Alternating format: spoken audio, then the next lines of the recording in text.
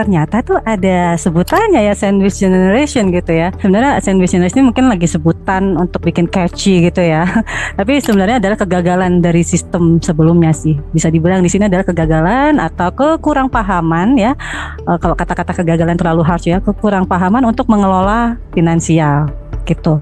Tapi sangat mudah sangat bisa dipahami kalau saya melihat ke kacamata orang tua saya ya, informasi tentang finansial zaman dulu tidak sehafid sekarang gitu kan. Literasi nggak ada sama sekali zaman dulu. Taunya beli tanah ya kan, maksudnya kalau mau invest beli tanah jual juga susah gitu kan ya, mau buat keluarga. Belum lagi tentang hukum waris yang ternyata belibet juga gitu ya, jadi rebutan, malah jadi konflik keluarga malahan gitu kan. Jadi sebenarnya itu sih sandwich generation sebenarnya lebih ke kesalahpahaman untuk literasi keuangan di era sebelumnya sehingga jadi carut marut di sekarang gitu.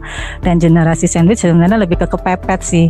Jadi kalau saya bisa bilang Gen Z ini memang lagi berjalan ke arah sandwich generation yang lebih kompleks sebenarnya.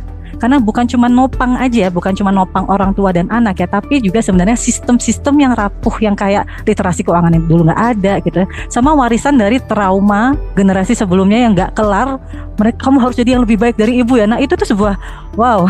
Nah ya, kita dari kecil udah didoain ya, semoga kamu berguna bagi nusa dan bangsa. Wah, anak sekecil itu umur 5 tahun disuruh bergunanya buat nusa dan bangsa. Sungguh cita-cita yang mulia sekali, tapi kadang itu jadi pressure yang jadinya ketika dewasa, kalau aku nggak berguna tadi kayak males dikit, saya salah nih kayaknya jadi manusia.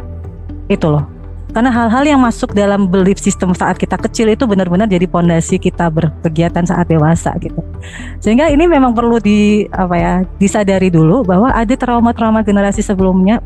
Niatannya semuanya saya yakin mulia. Nggak ada orang tua nggak cinta sama anaknya. Pasti ingin doa yang terbaik gitu ya untuk anaknya ya. Jadi memang Gen Z berjalan ke arah sandwich generation yang kompleks, bukan hanya nopang orang tua dan anak, sistem yang rapuh, warisan trauma, dan juga banyak yang mereka itu baru masuk kerja udah harus bantu keluarga karena tadi ya berguna buat nusa dan bangsa dan keluarga.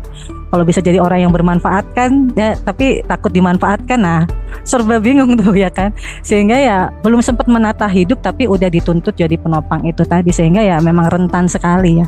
Kalau nggak hati-hati, sebenarnya zilenial kan mungkin kalau orang-orang yang baru masuk dunia kerja ini kan sebenarnya prefrontal cortexnya belum terbentuk sempurna ya, otaknya kan belum terbentuk sempurna. Sebenarnya masih ada anak-anaknya loh, cuman kadang karena ketakutan yang muncul ini ya, takut gak bisa bahagiain orang tua, takut apalagi tadi dari sosial media pressure tentang kesuksesan sangat tinggi.